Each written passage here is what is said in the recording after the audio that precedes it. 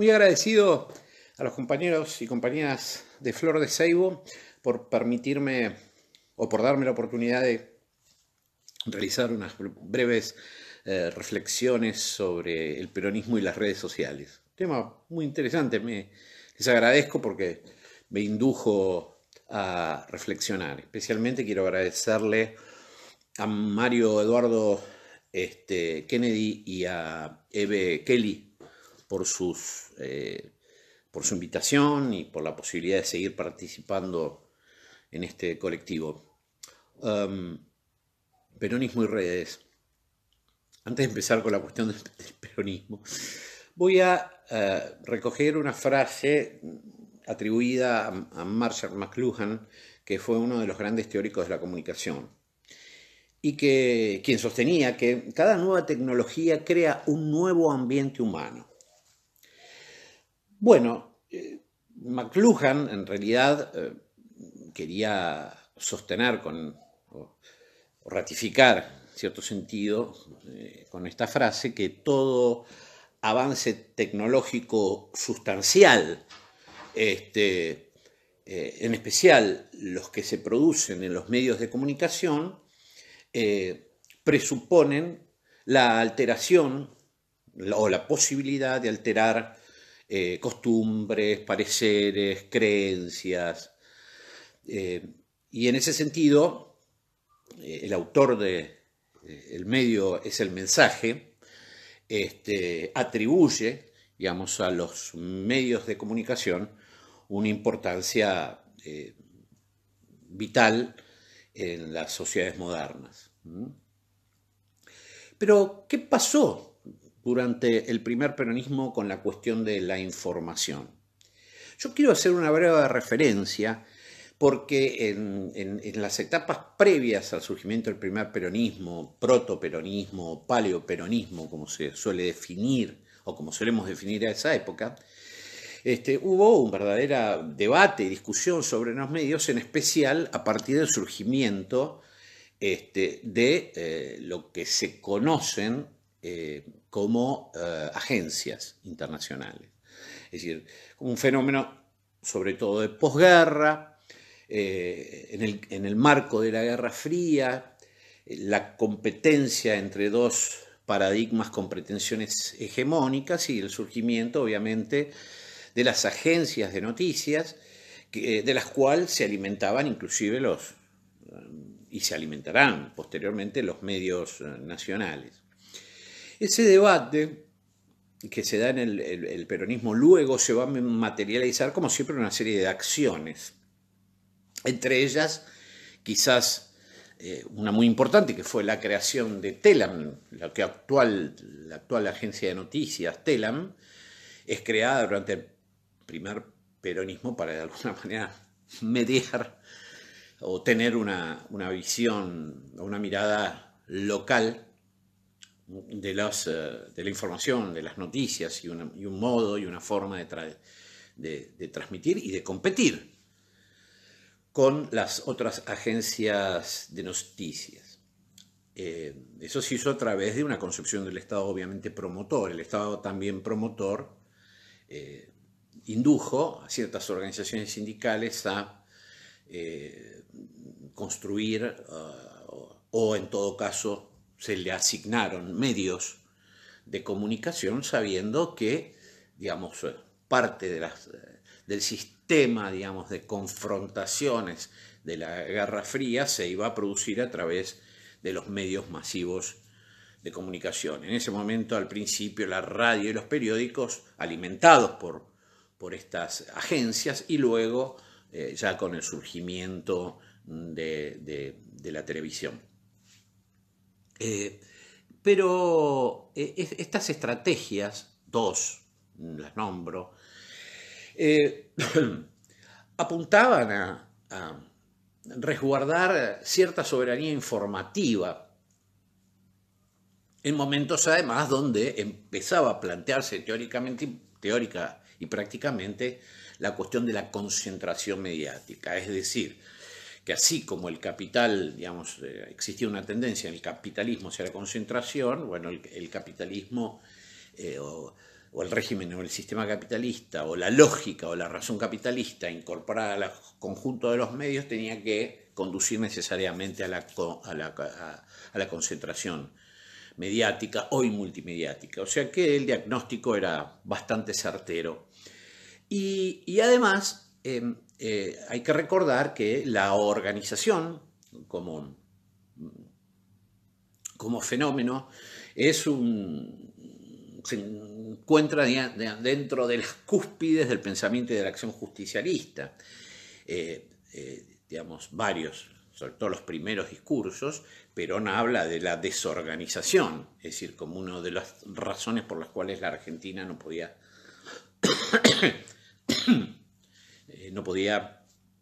generar un proceso de desarrollo productivo, etc.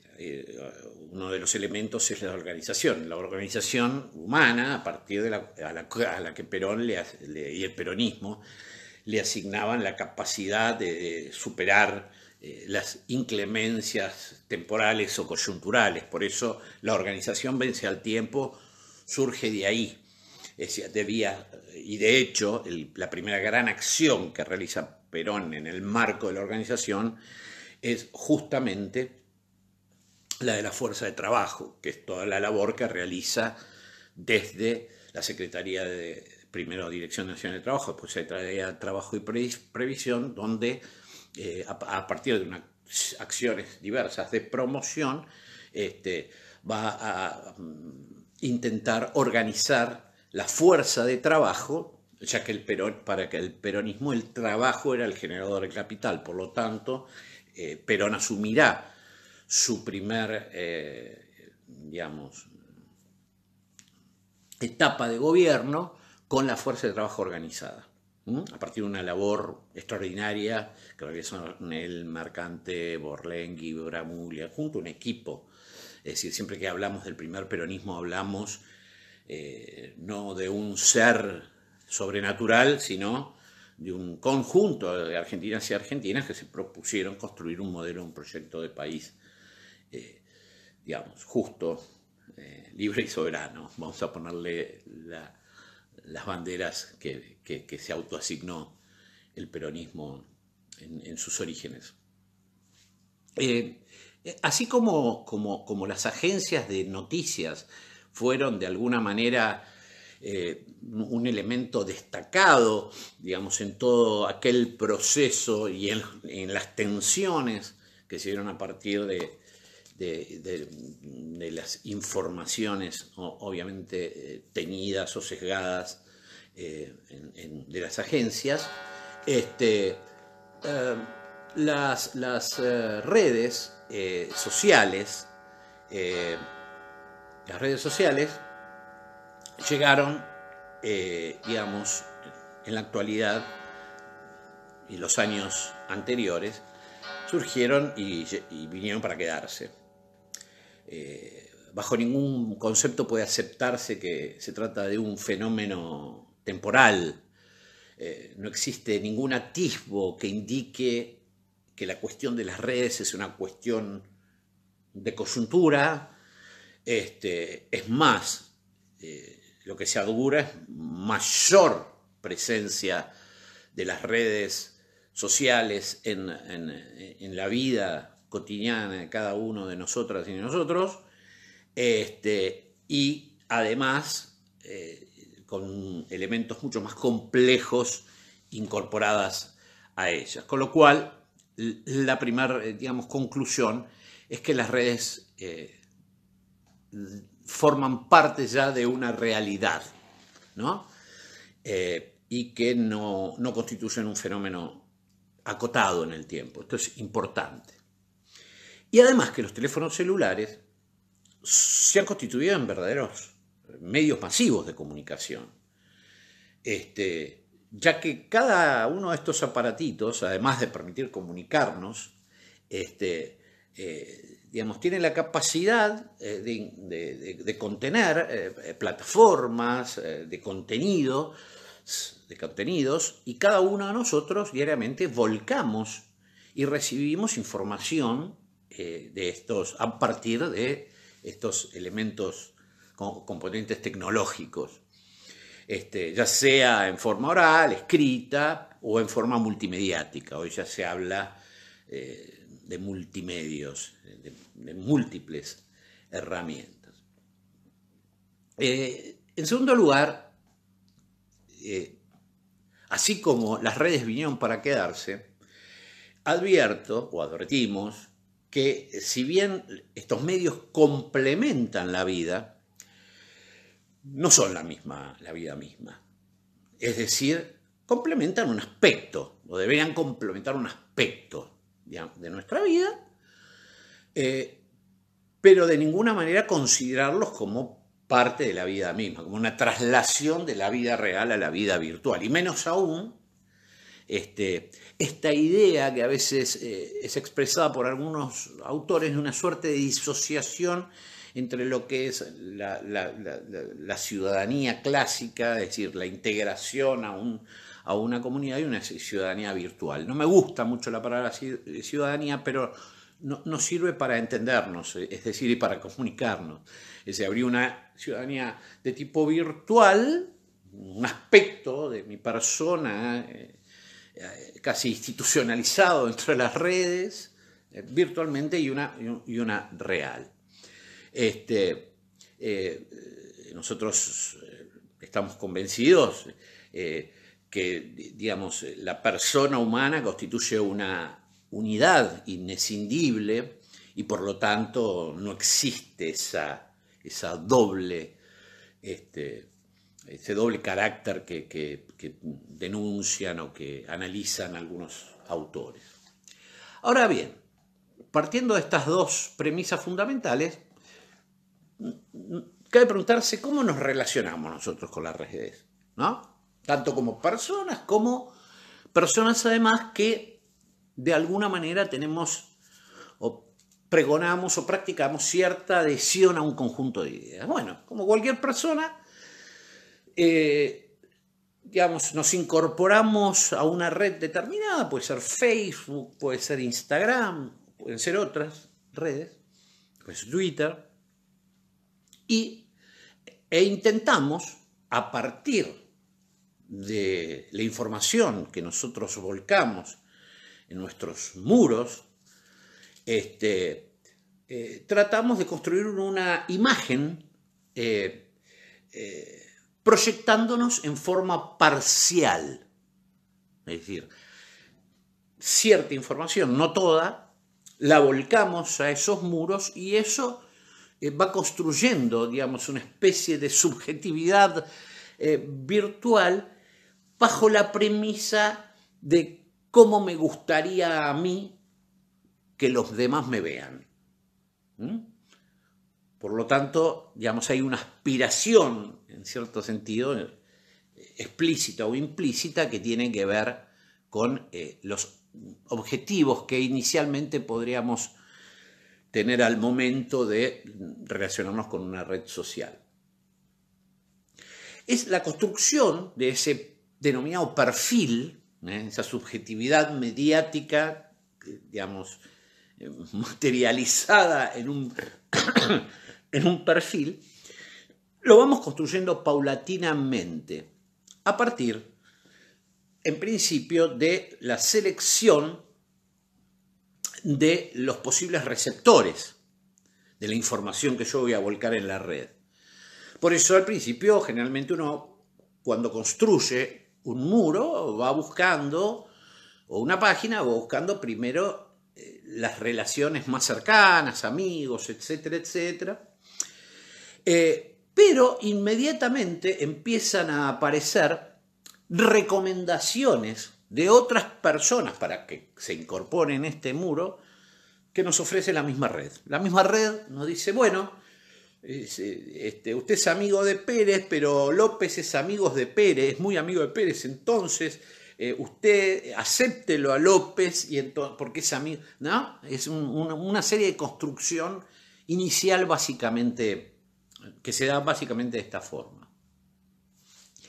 Ese itinerario de construcción de nuestros perfiles, además nos vamos relacionando con personas con intereses similares.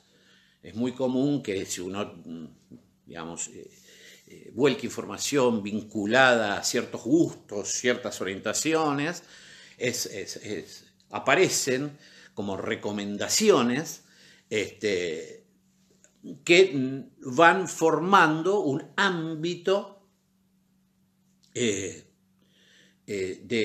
digamos,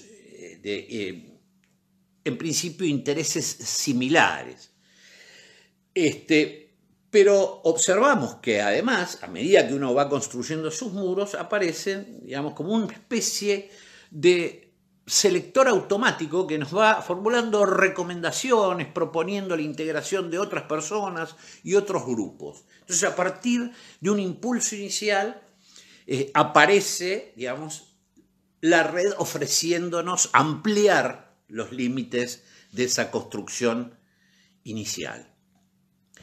Pero, como tercer punto importante, vamos a establecer que las redes no tienen vida propia, ni siquiera la capacidad de leer la mente, porque parecería que nos leyeran la mente, sino que son alimentadas fundamentalmente por la información que le brindamos nosotros. Cada intervención que nosotros realizamos sobre las redes sociales, inclusive sobre buscadores y búsquedas de páginas, ingresos, páginas, van configurando digamos, un perfil construido, y a partir de ahí la red nos va ofreciendo elementos que supone no son útiles, no son... Pero además de esta cuestión de utilidad, donde ya empieza a ingresar la cuestión de hábitos de consumo, etcétera, etcétera, etcétera, van a empezar a jugar también elementos de tipo subjetivo, psicológico. Por ejemplo, la cuestión de la autoestima. No es casualidad que, por ejemplo, digamos, una aceptación, un acto de aceptación en Facebook sea un like, un me gusta, que es algo más bien sensitivo, no racional, o no puramente racional, para ser exacto, o en Instagram es un corazón, ¿no? Estamos ya en un mundo, en redes, donde aparentemente empiezan a jugar cuestiones que tienen que ver con la lógica clásica racional, pero también lo afectivo. Se incorpora lo afectivo. Ahora bien, a medida que vamos construyendo nuestras redes, nos vamos familiarizando con ella, en la medida que actuamos, y salvo algunas intervenciones intempestivas, en especial si uno hace público su perfil puede ser privado, digamos, acotado a determinadas personas, o puede ser un perfil público de acceso, de libre acceso al público. Pero salvo algunas intervenciones intempestivas, decía,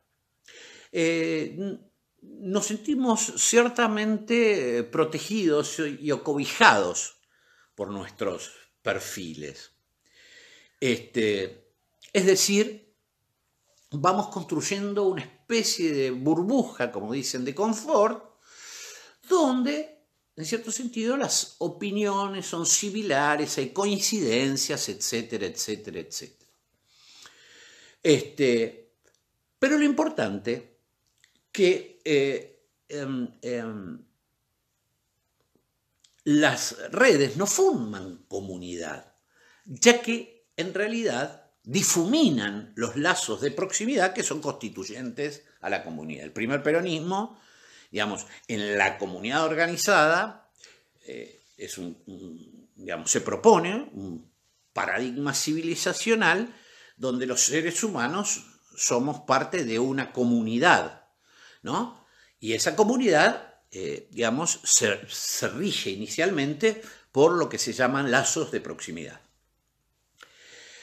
Este fenómeno de las redes fue teorizado, hay teorías sobre las redes, pero a mí me importaría más, digamos, seguir un poquito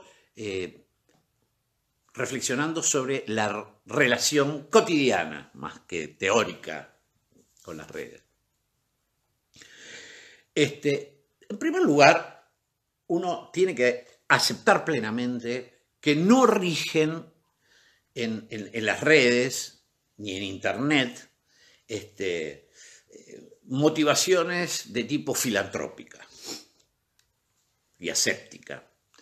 En realidad, hoy las redes están sujetas a una lógica, a una serie de normas que de alguna manera fomentan, digamos, ese aspecto que tenemos los seres humanos, que es el consumo, pero no solo el consumo de elementos necesarios para vivir, para esparcimiento, viajes, etcétera, sino además el consumo de determinadas ideas. Cada dato que nosotros incorporamos a la red, cada acción que nosotros realizamos a la red, es cotizable, porque compone un valor, digamos, que puede resultar interesante para determinada empresa, para la venta de sus productos. Si ve que uno es consumidor de libros, bueno, propaganda de libros. Si uno es consumidor de elementos electrónicos, propaganda de electrónicos. Les habrá pasado que intentaron comprar una licuadora y durante un mes les llegaron avisos de licuadoras de todas las que se les puede ocurrir. Es decir, aquí no hay un poder, digamos, alguien que lee la mente, ni siquiera un espacio filantrópico, sino un espacio regulado, digamos, por normas que responden a un claro matiz ideológico. Y por eso nos tenemos que referir ahora a los famosos algoritmos. Cuando les hablas a la compañía, los algoritmos, ya el nombre, ¿viste? Es como epistemología, como esas palabras raras que usan los científicos. Y en realidad no estamos hablando de otra cosa del alma de las redes. Porque los algoritmos, más allá de cómo funcionan, que yo no lo voy a entender nunca, sí comprendo que son un conjunto de normas o reglas de programación. Entiendo lo que es la programación, es decir, cada Facebook requiere una programación, cualquier página, digamos, los correos están programados, es una serie de acciones que constituyen las ofertas, las distintas ofertas que se nos presentan, entre comillas, se nos presentan en la red. Entonces son un conjunto de reglas y normas que generan, por ejemplo, que una publicación se exponga mucho o poco, o no se exponga, que llegue a determinadas personas o no. Son reglas, normas. O sea, ese supuesto mundo de la libertad de las redes es un mundo absolutamente regulado. ¿Y dónde están las regulaciones? No están en un congreso, sino están en los mismos programas, en los algoritmos, ¿no? Y en los algoritmos que componen los programas, obviamente. ¿Cuáles son las reglas? Yo no podría enunciar todas, pero fíjense, hay algunas que surgen del sentido común. Afinidad. Si yo me hago amigo de mi hermana, automáticamente la red me ofrece los amigos de mi hermana, o viceversa. Si mi hermana se hace amiga mía, aparece dentro de la oferta que te hace Internet de nuevas amistades que son que tienen que ver con la construcción de mi propio muro. Porque la afinidad se da mucho por el sistema de las interacciones, ¿no? Estamos en el campo de las interacciones cuando hablamos de afinidad. Cuando hablamos de relevancia, hablamos de contenidos. Y ahí hay claros reglajes de contenido. Hay una evaluación de los contenidos, inclusive en Facebook, y además sanciones, ¿no? Ante el incumplimiento de las normas explícitas o implícitas, ¿no? Y también, por ejemplo, el tiempo de publicación, la cantidad de veces y de espacios donde aparece una determinada publicación. Un algoritmo funciona en tiempos discretos, como secuencias, como pasos. Es como una receta, dijo alguna profesora o una especialista cubana recientemente. Y ese algoritmo que está ahí, que es una fórmula, una secuencia, se alimenta permanentemente con cada dato o acción que yo realizo, y información que muchas veces contiene datos de nuestra intimidad que antes no exponíamos, ¿no? A pesar de que queremos construir una imagen que guste, literalmente, vamos volcando lentamente información vinculada a nuestra intimidad. Inclusive hay fotografías de bebés o de chiquitos, etcétera, etcétera. O sea, vamos volcando a veces información que no necesariamente resultaría sano que se haga pública o se publicite. O sea que imagínense que el algoritmo se va absorbiendo un poco de nuestra personalidad para construir después una oferta, ¿no? O para proponer una serie de ofertas, pero también son alimentados por nuestros hábitos. Por lo tanto, uno podría mirar a los algoritmos como una especie de seres que fagocitan parte de nuestro ser, ¿no? Pero el algoritmo no es una fórmula, es una serie de pasos. Es un conjunto ordenado de operaciones, digamos, informáticas, que permiten hacer determinados cálculos, y cada intervención implica brindarle más información a ese algoritmo. Ahora, cuando uno comienza a realizar, digamos, a construir esa red con una personalidad, digo, parcial, yo elijo qué es lo que quiero que la gente vea de mí. A veces, otras veces, uno comete errores en ese proceso, o cometemos errores en ese proceso. Vamos construyendo inicialmente una burbuja. Burbuja que además causa cierto placer, porque es una burbuja donde el sistema de interacciones está dado por intereses comunes. Entonces, bueno, a la gente le gusta ser gustado o postear cosas que sean reposteadas por otras personas, o redistribuidas, para poner un nombre más común. Pero además de esa especie de placer y de protección que da la burbuja, también genera una ilusión de que uno llega a conocer a la gente que se incorpora como nuevas amistades y que, digamos, y a partir del cual se establece un sistema, digamos, mediado, ¿no? Eso es lo que se llama en comunicación efecto rebaño, y es un rebaño que se va retroalimentando de opiniones similares, que se va ratificando en opiniones, que es muy reacio a las discrepancias o a las...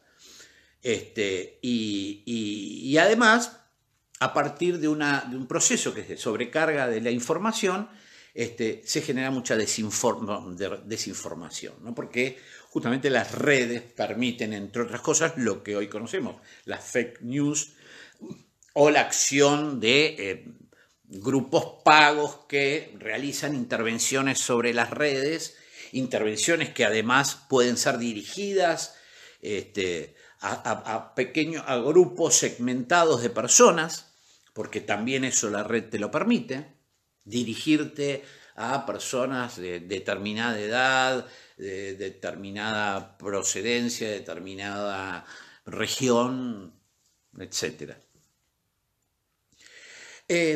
Algunos autores también hablan del sesgo de confirmación. Si yo, por ejemplo, hablo y de un tema determinado y comienzan a llegarme información relacionada y ratificante de ese contenido, de alguna manera me voy reforzando lo que yo manifesté en ese muro. Y además, en cada es muy probable que se vaya hasta creando una especie de sentido común que compartimos, ¿no? Los que estamos en esa burbuja de intereses. Con lo cual, fíjense que ya primero hay un proceso selectivo, ¿no? Que busca, bueno, vos pensás esto a tu burbuja, a tu burbuja. Vas a recibir todos los grupos de tu burbuja. Segmentación. Desde el punto de vista de la teoría peronista, la segmentación es una herramienta que tiende o que contribuye a la desorganización. Fíjense que las redes sociales segmentan. Y aparte en las redes sociales no hay un solo emisor y miles de receptores. Hay emisores, receptores, pero esa relación entre emisores y receptores no está determinada por un libre ejercicio, por el libre albedrío. Están absolutamente reguladas, y además esas regulaciones no son estables, pueden ser modificadas, pueden ser manipuladas. Todo programa puede ser modificado o manipulado en todo caso. No estamos ante un espacio, digamos, de libertad. Diría, estamos ante un espacio mucho más regulado que inclusive la vida cotidiana.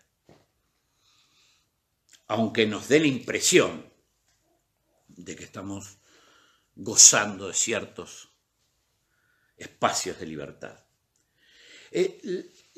La red, o sea, quien ve mi imagen está viendo una personalidad construida selectivamente. Uno no vuelca toda su vida, vuelca una parte de su vida.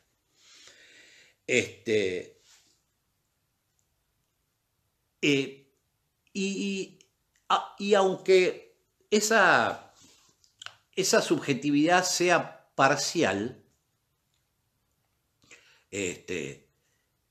no deja de ser un aspecto, una subjetividad actuando y relacionándose.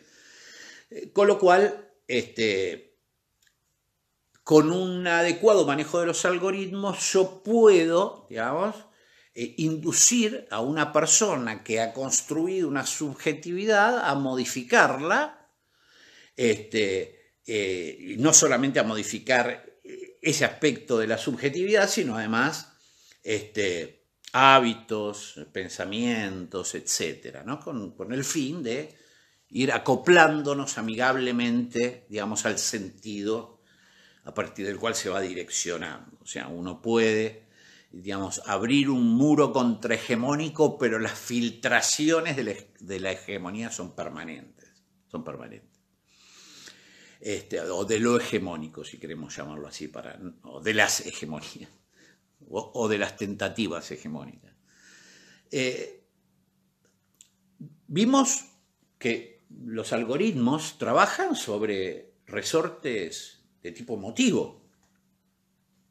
El me gusta, el corazoncito de Instagram, ¿no? Con lo cual, tenemos que aceptar que en las redes se juega mucho lo emocional. Y lo emocional en las redes, además, requiere, entre otras cuestiones, la construcción de estereotipos. Por ejemplo, todos los peronistas son populistas y el populismo es malo, ¿no?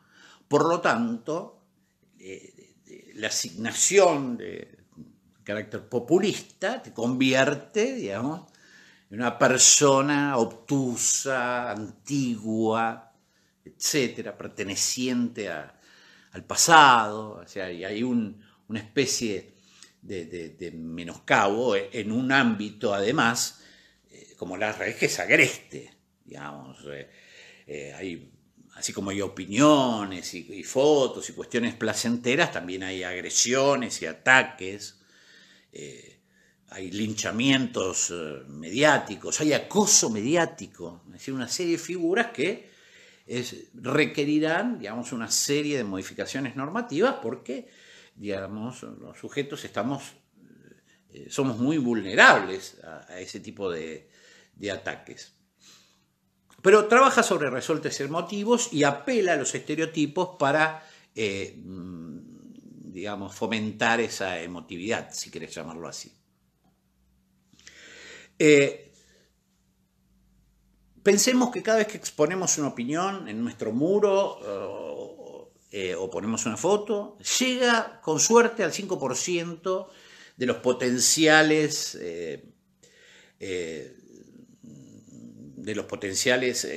receptores, ¿no? Si uno quiere llegar a más o llegar a otros grupos en forma segmentada, tenés que pagar. Ahí aparece el dinero en la red, que no es la única fuente, pero una fuente de recursos importantes de la red. Pero también, como ya vimos en la época del primer peronismo, la información está valorizada. Entonces, todo dato que yo brindo a la red es un dato cuantificable económicamente. ¿Por qué? Y porque contribuye, digamos, a conocer mis preferencias y a generar una oferta adecuada a ellas. Además, como vimos, digamos, en el marco de una ficción libertaria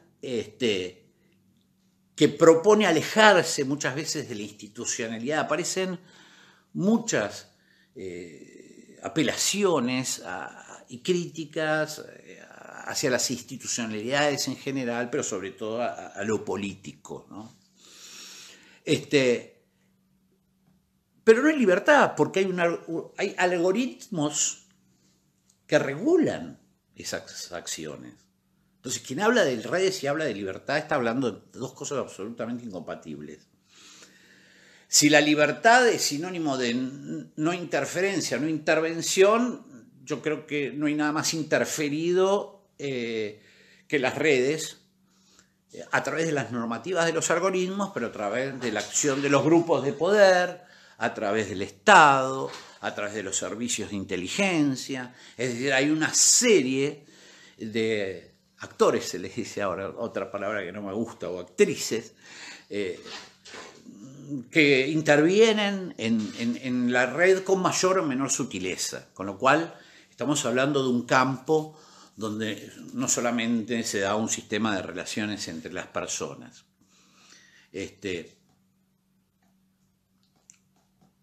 Las redes también no solamente están integradas, digamos, las redes no solamente están compuestas entonces por personas, instituciones estatales, agencias de inteligencia, etcétera, no solo están integradas, sino además aparece en estos últimos tiempos la figura del influencer, del influyente o la influyente,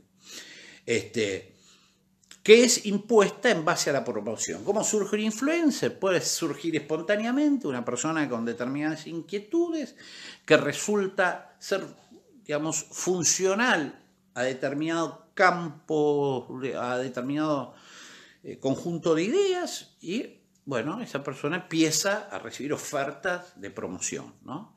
Esto le ha pasado a muchos blogs que se han iniciado con las mejores intenciones y que después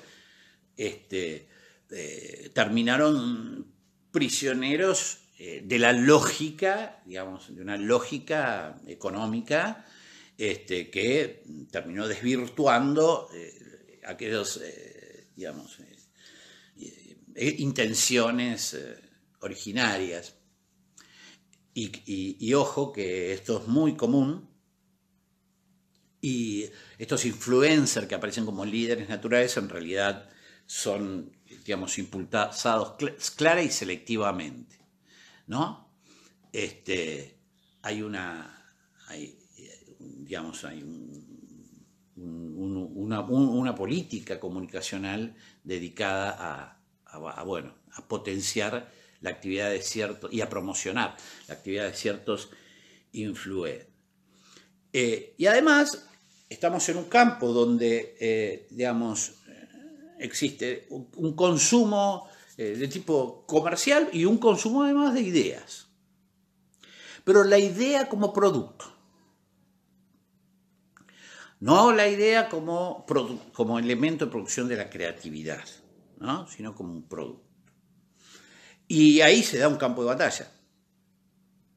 Un campo de batalla donde reina una dialéctica de opuestos, muy característico de la expansión de la razón lógico-instrumental.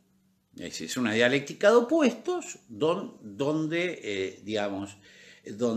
a veces se producen verdaderos campos de batalla en un campo hostil, naturalmente hostil como son las redes. Las redes permiten actos y acciones de hostilidad que muchas veces no son permitidas, o por lo menos sí, no son permitidas en la vida cotidiana, aunque suceda. Pero si además reconectamos esto con la cuestión de Jauretchiana, vamos a ver que, las redes y Internet en general no es aséptico. Es profundamente ideológico. Y vos te das cuenta cuando jugás, porque el primer desafío que uno tiene que hacer es jugar con los algoritmos. Es muy divertido cómo uno, si empieza a cambiar la preferencia o modificar hábitos, empieza a responder el algoritmo de acuerdo, a esos supuestos modificaciones sin dejar, sin dejar de lado absolutamente, la personalidad interior. Es decir, que un cambio de hábitos es recibido por el algoritmo, es reproducido y ofrecido, pero además los sesgos o rasgos de los hábitos anteriores permanecen, porque si uno vuelve sobre sus pasos, vuelven a reaparecer lo que no aparecía cotidianamente. Ahí, entonces, estamos en el campo de las redes, en el campo de la emotividad, en el campo de la utilización de resortes de tipo más bien emocionales, donde, por ejemplo, la espectacularización de las noticias, el sensacionalismo, va estimulando no solamente reflejos condicionados de tipo intelectual, sino emotivos. Hay que ver, esa potencia que tiene la emotividad. Inclusive, emotividad que muchas veces, ante las críticas, te obliga a callarte, ¿no? A optar por el silencio. Se observan también cuestiones repetitivas, sobre todo cuando aparecen estrategias de trolls organizadas, etcétera, etcétera.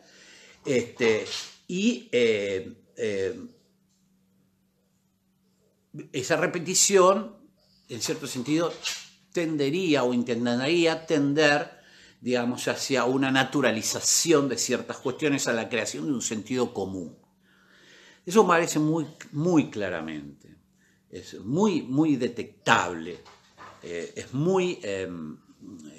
aparece con mucha frecuencia. Por ejemplo, las personas a veces estamos disgustadas. Bueno, el disgusto es un motor.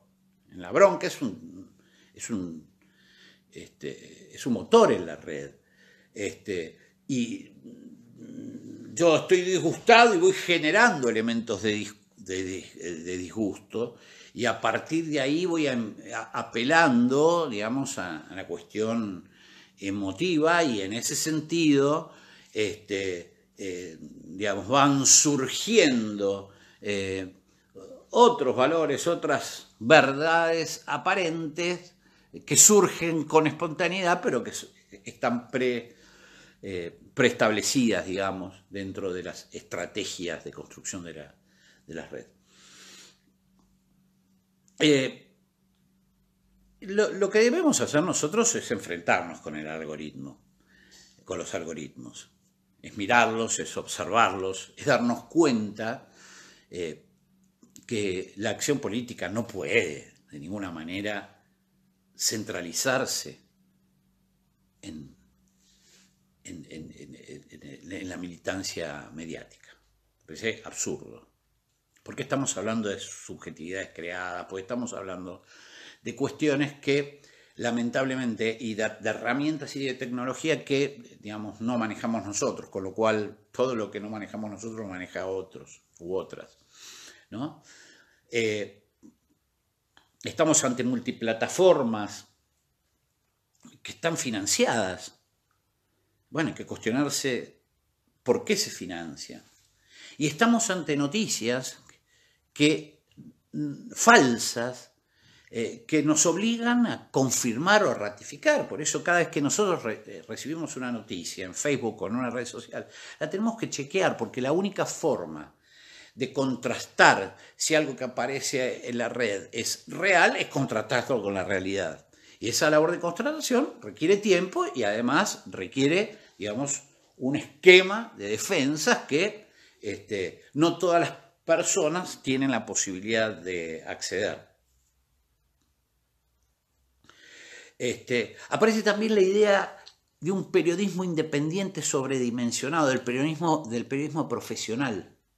Eso también, ¿no? Aparece como un valor. No, el periodismo tiene que ser profesional, independiente. Un absurdo. Es decir, el periodismo es naturalmente subjetivo. Todos somos en cierta mente prisioneros de nuestra propia subjetividad, con lo cual esa es una idea que no va para más, porque la verdad es que es muy importante chequear esa realidad que aparece enunciada. Estamos ante también un juego de enunciaciones y de representaciones, y ante también un escenario digitales, y donde este periodismo libertario, independiente y profesional se contrapone a un periodismo sesgado, ideologizado, bla, bla, bla, bla, bla, bla, bla.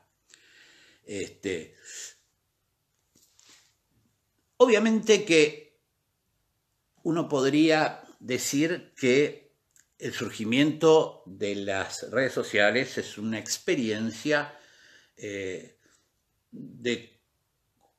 digamos, orientada hacia la colonización de las subjetividades. Vuelve Jauretche, quien quizás ahora ya no hablaría de la colonización cultural y pedagógica, o agregaría la colonización de las subjetividades, ¿no? Inclusive los grandes medios que están en las redes, que forman parte a veces de dueños de sitios, pero además tienen una política de incorporación a las redes, van cobrando cada vez más importancia, pero cuando uno analiza el tipo y la forma de tratamiento de noticias, te vas dando cuenta que hay una especie de interrelación. Son noticias muy tratadas desde el mismo punto de vista, es decir, hay una especie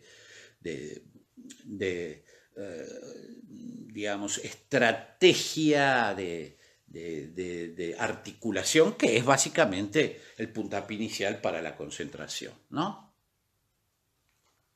Los compañeros ahí bueno, ven también materializada lo que se llama la guerra cultural en estos encuentros y en estas peleas mediáticas a veces desopilantes, ¿no?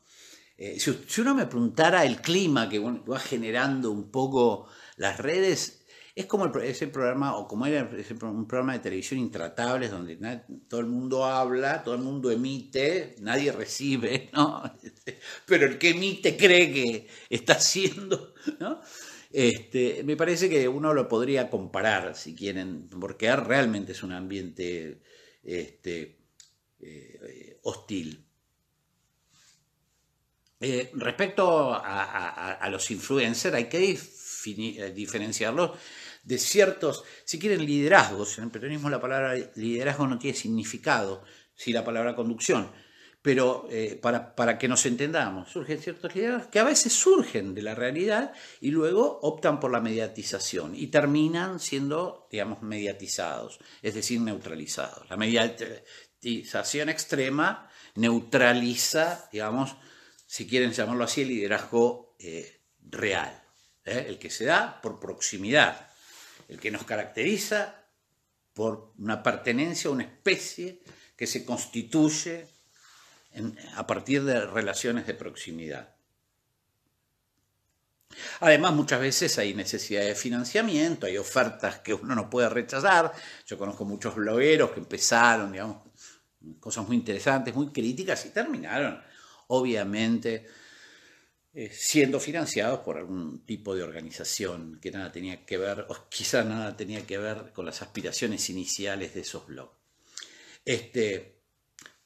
Dijimos que hay seducción, digamos que hay emoción en las redes, que hay terror también en las redes, hay un terrorismo mediático, hay una indefensión de las víctimas, hay acoso, como lo vimos, que eso produce una desestabilización psicológica y por lo tanto una tendencia hacia la inhibición, hacia no manifestarme, si soy atacado, si soy quemado en la hoguera mediática. Pero los compañeros sabemos que realmente te matan cuando te callan. Y en realidad ese es un punto importante para reflexionar. Te matan cuando te callan.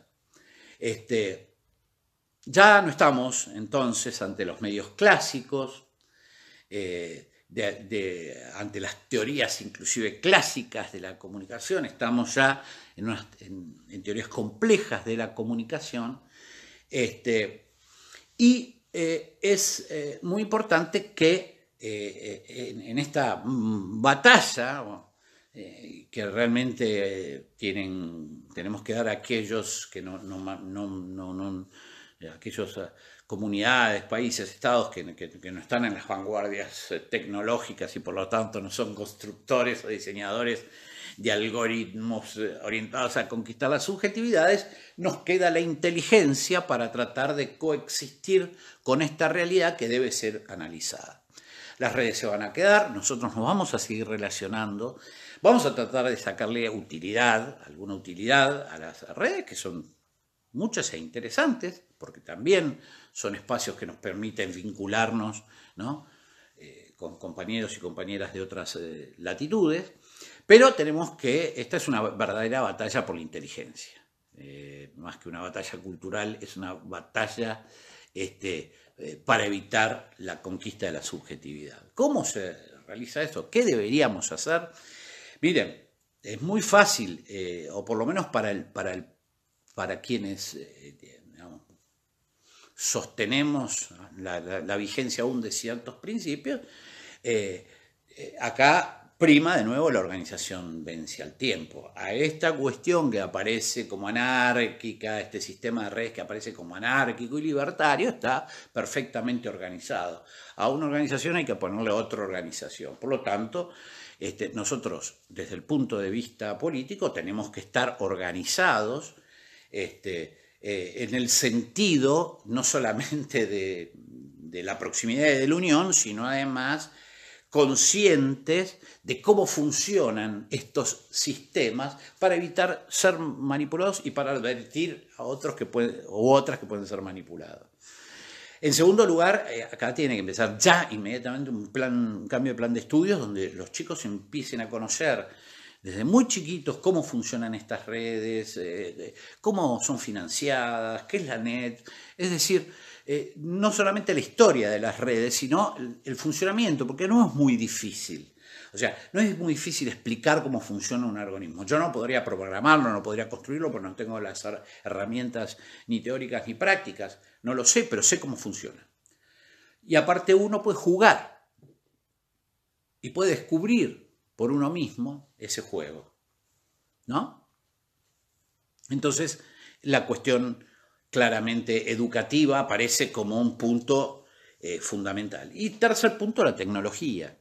Digamos, en cierto sentido la dependencia es dependencia cultural, lógicamente. Primero, como enseña una gran pensadora argentina, primero te conquistan el cerebro y después recién te meten las manos en los bolsillos. Bueno, me parece que digamos, hay un verdadero desafío en la Argentina de desarrollar tecnología. No solamente nuestros propios algoritmos que sirvan a nuestros propios intereses, porque esto es en definitiva lo que está en juego. El sentido común jaurechano era básicamente eso, la capacidad que tienen, digamos, un colectivo de personas de determinar cuáles son sus verdaderos intereses. Y esto lo decía en tiempos de la década infame. Bueno, y entonces esa inversión de tipo tecnológica no solamente debe ser para crear nuestros propios resortes o herramientas, sino además para generar espacios de reflexión y de neutralización de aquellos aspectos de las redes que claramente tienen influencia sobre la construcción de las subjetividades. Así que bueno, yo como primer encuentro me parece ya suficiente, porque son muchas cosas. Espero que les sirvan a los compañeros y las compañeras para también replantear la propia militancia. Yo creo que hay un error, hay una sobreestimación del trabajo de la red y hay una subestimación del trabajo, digamos, cuerpo a cuerpo. Creo que además hay una subestimación de la política, de la presencia de los políticos en las redes, hay una pésima utilización de las redes y por parte de lo que conocemos como el campo nacional y popular, porque esto es un trabajo que requiere un análisis científico profundo. No son cuestiones ni, bueno, la gente está todo el día con el celular. Uno va caminando por la calle, la gente va mirando el celular, la gente se reúne, cambia hábitos. Modifica inclusive, o puede modificar idiosincrasias. Entonces estamos ante un elemento muy importante que no debe asustarnos, como siempre, porque como esos supuestos nacionalistas que siempre ven fantasmas tan gigantes, molinos tan gigantes que no pueden ser volteados, ¿no? No como enseñaba el Quijote, son solo molinos, ¿no? Acá a veces te presentan estas cuestiones como imbatibles y eso también genera resignación, porque si esto es algo que ya está consolidado y que va a avanzar inexorablemente, ¿para qué me voy a poner yo digamos, en la primera fila, en la infantería, si nos van a... No es cierto, son instrumentos, son herramientas y la política tiene que dedicarse o volver a dedicarse a analizar, a discutir, a debatir, a mirar, a intercambiar experiencias, etc. Porque si no, ahí vamos seguramente a estar en problemas. Yo tengo mucha fe que eso suceda, pero no hay posibilidad si no hay un cambio, digamos, en los contenidos donde se estudien con profundidad las cuestiones de las redes y su influencia, digamos, en esa construcción de sujetos virtuales. Bueno, así que les agradezco muchísimo a los compañeros y compañeras de Flor de Seibo. Nos volvemos a encontrar pronto. Les agradezco mucho. Chau, chau, chau.